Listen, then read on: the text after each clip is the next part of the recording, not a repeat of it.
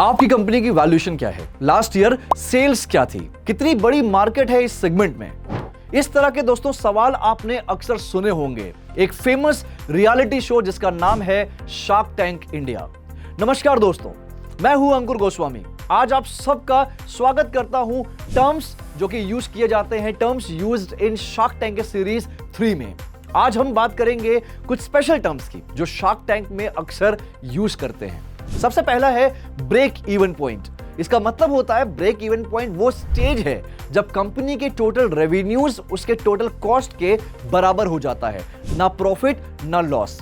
Example के तौर पे अगर एक कंपनी का टोटल कॉस्ट 5 लाख है और रेवेन्यू भी 5 लाख है तो कंपनी ब्रेक इवन पॉइंट पर है। दूसरा है स्केलेबिलिटी। स्केलेबिलिटी एक बिजनेस का पोटेंशियल है ग्रोथ और एक्सपेंशन को हैंडल करने के लिए विदाउट कॉम्प्रोमाइजिंग ऑन परफॉर्मेंस। दोस्तों इसका एग्जांपल के तौर पे समझेंगे, शार्क टैंक में इन्वेस्टर्स ऐसे बिजनेस में इंटरेस्ट लेते हैं जो इजीली स्केल हो सके, जैसे सास प्रोडक्ट जिनके ऑपरेशनल कॉस्ट कम होते हैं और मार्केट रीच ज्यादा। ग्रॉस मार्जिन वो परसेंटेज है जो सेल्स रेवेन्यू से कॉस्ट ऑफ गुड्स सोल्ड को सब्ट्रैक्ट करने के बाद बचता है।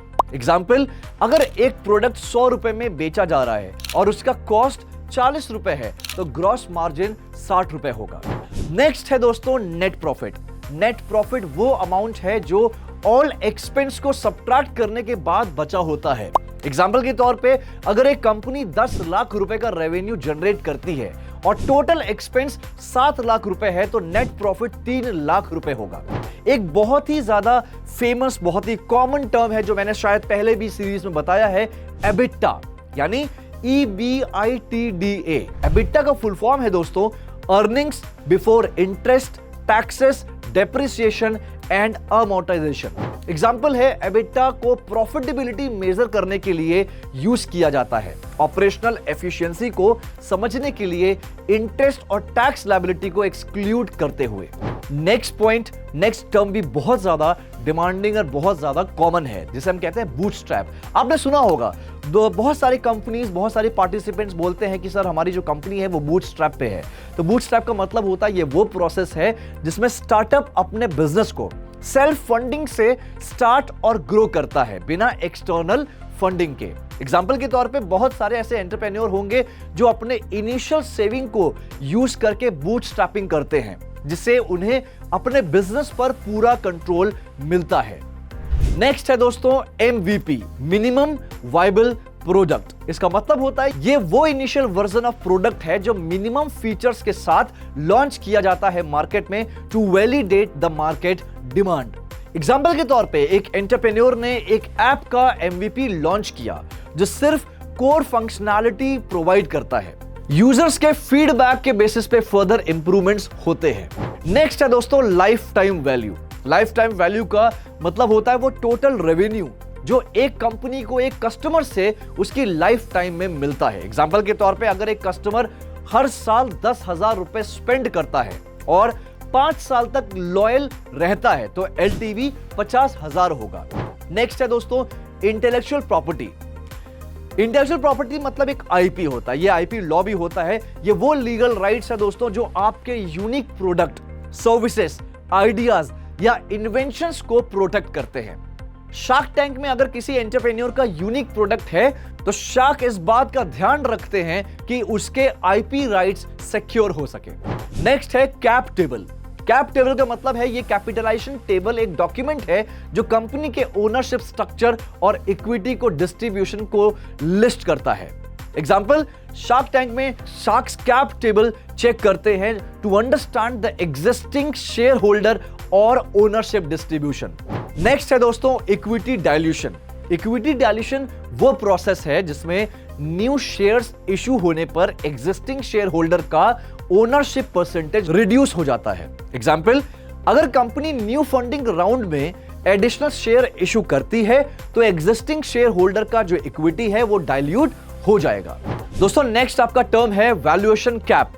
वैल्यूएशन कैप एक प्री डिफाइंड लिमिट है जो कन्वर्टेबल नोट्स में सेट किया जाता है फ्यूचर इक्विटी कन्वर्जन के लिए। एग्जाम्पल के तौर पे कन्वर्टेबल नोट्स में वैल्यूएशन कैप सेट किया जाता है, जिससे इन्वेस्टर को हायर वैल्यूएशन पर इक्विटी कन्वर्ट होने से बेनिफिट मिले। नेक्स्ट पॉइंट बहुत इंपॉर्टेंट है। जब भी आप बिजनेस बिल्डअप करते हो, उसके पहले आपको एक मॉडल तैयार करना होता है, जिसे हम कहते हैं बिजनेस मॉडल। तो दोस्तों, बिजनेस मॉडल वो प्लान है जो डिस्क्राइब करता है कि एक कंपनी कैसे वैल्यू क्रिएट करती है, डिलीवर कैसे करती है और कैप्चर का प्रोसेस क्या रहेगा। एग्जाम्पल, शार्क टैंक में एंटरप्रेन्योर्स और जो पार्टिसिपेंट्स हैं वो अपने बिजनेस मॉडल को एक्सप्लेन करते हैं, जैसे subscription based model, freemium model या direct sales model, franchisee model, ये सारे मॉडल्स होते हैं। नेक्स्ट टर्म है कॉम्पिटिटिव एडवांटेज। कॉम्पिटिटिव एडवांटेज वो यूनिक फैक्टर है जो एक कंपनी को अपने कॉम्पिटिटर से बेटर पोजीशन में रखता है। एग्जाम्पल, शार्क टैंक में शार्क्स कॉम्पिटिटिव एडवांटेज देखते हैं, जैसे प्रोप्राइटरी टेक्नोलॉजी, स्ट्रॉन्ग ब्रांड या cost leadership. Again next very important term is value preposition. अब वैल्यू प्रपोजिशन वो प्रॉमिस है जो एक कंपनी अपने कस्टमर्स को करती है regarding the value they will receive from their product or services। Example के तौर पे शार्क टैंक में एंटरप्रेन्योर अपने वैल्यू प्रपोजिशंस को क्लियरली डिफाइन करते हैं टू अट्रैक्ट इन्वेस्टर्स और कस्टमर्स। दोस्तों, नेक्स्ट है कस्टमर रिटेंशन। कस्टमर रिटेंशन का मतलब होता है वो स्ट्रैटेजी और एक्शन जो कस्टमर को लॉन्ग टर्म इंगेज, लॉयल बनाने के लिए यूज किया जाता है। समझिएगा, नाम से पता चलता है रिटेंशन मतलब होल्ड करके रखना, रिटेन करके रखना। एग्जाम्पल के तौर पे शार्क टैंक में इन्वेस्टर्स कस्टमर रिटेंशन रेट को देखते हैं टू अंडरस्टैंड कि इनका जो लॉन्ग टर्म पोटेंशियल कितना है बिजनेस का। नेक्स्ट आपका है दोस्तों ग्रॉस रेवेन्यू। ग्रॉस रेवेन्यू वो टोटल रेवेन्यू है जो कंपनी अपनी सेल से जनरेट करती है without deducting any expense.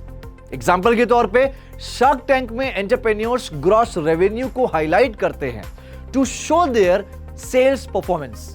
Next है net revenue. Net revenue basically वो रेवेन्यू है जो ग्रॉस रेवेन्यू में से रिटर्न्स, अलाउंसेस और डिस्काउंट्स को सब्ट्रैक्ट करने के बाद बचता है। एग्जाम्पल, अगर कंपनी की ग्रॉस रेवेन्यू 1 करोड़ है और रिटर्न्स और अलाउंसेस 10 लाख है, तो नेट रेवेन्यू 90 लाख होगा। इसके बाद है फाइनेंशियल प्रोजेक्शंस। दोस्तों, फाइनेंशियल प्रोजेक्शंस वो एस्टिमेट्स है जो फ्यूचर रेवेन्यू, एक्सपेंस और प्रॉफिटेबिलिटी को प्रेडिक्ट करते हैं। एग्जाम्पल के तौर पे शार्क टैंक में एंटरप्रेन्योर अपनी फाइनेंशियल प्रोजेक्शंस को प्रेजेंट करते हैं to showcase the future potential of the business. तो दोस्तों, उम्मीद करता हूं आपको ये सेशन, ये वीडियो काफी अच्छी लगी होगी, इंटरेस्टिंग लगी होगी और बहुत कुछ आपको सीखने को मिला होगा। दोस्तों, आखिर में मैं बस ये बताना चाहता हूं कि अगर आप अभी भी BFSI अड्डा 24/7 से नहीं जुड़े हैं तो इस तरह के फैक्ट्स, इस तरह की इंफॉर्मेशन के लिए अभी जुड़े, अभी फॉलो करें। और दोस्तों, एक बात और, हमारा एक और फ्री सर्टिफिकेशन प्रोग्राम चल रहा है जो कि लाइव होता है, जिसमें आप प्रॉपर इंटरेक्ट होते हैं मुझसे। स्टूडेंट्स, काफी सारे स्टूडेंट्स ने ज्वाइन किया है, उनको बहुत सारे बेनिफिट्स हो रहे हैं, वो अपने स्किल्स पे काम कर पा रहे हैं और आज बहुत अच्छे से अपने ऊपर इंप्रूव किया है उन्होंने। अगर आप ऐसे कोर्स का हिस्सा बनना चाहते हैं, ऐसे ट्रेनिंग प्रोग्राम का हिस्सा बनना चाहते हैं, तो दोस्तों आपको ऐप इंस्टॉल करना होगा अड्डा 24/7 का। वहां पे BFSI कैटेगरी में जाके 3 आपको कोर्सेज दिखेंगे। एक लाइव होता है, 2 आपके जो NISM और IRDA है, इसका एक एग्जाम होता है। इस एग्जाम के कुछ सिलेबस हैं, कुछ कंटेंट्स हैं, मैं उन कंटेंट्स में आपको ट्रेनिंग देता हूं। इसके अलावा जो BFSI यानी बैंकिंग फाइनेंस का एक प्रॉपर ट्रेनिंग प्रोग्राम चल रहा है शाम को 3 से 5। इसके ऑलरेडी वीडियोस रिकॉर्डेड हैं। आप कोर्स परचेस करिए, कोई चार्जेस नहीं है, पूरा फ्री ऑफ कॉस्ट है। लेकिन ये फ्री प्रोग्राम में आपको जो वैल्यू है वो बहुत ज्यादा मिलने वाली है। तो दोस्तों, बिल्कुल भी वेट ना करें। अगर आप अभी अपने स्किल्स पे काम करना चाहते हैं तो बेहिचक, बिना डरे, बिना वेट किए आप इसको फॉलो करें, इंस्टॉल करिए और मुझसे ट्रेन होने का मौका पाइए। थैंक यू सो मच दोस्तों, अपना ख्याल रखिए, पढ़ते रहिए, बढ़ते रहिए।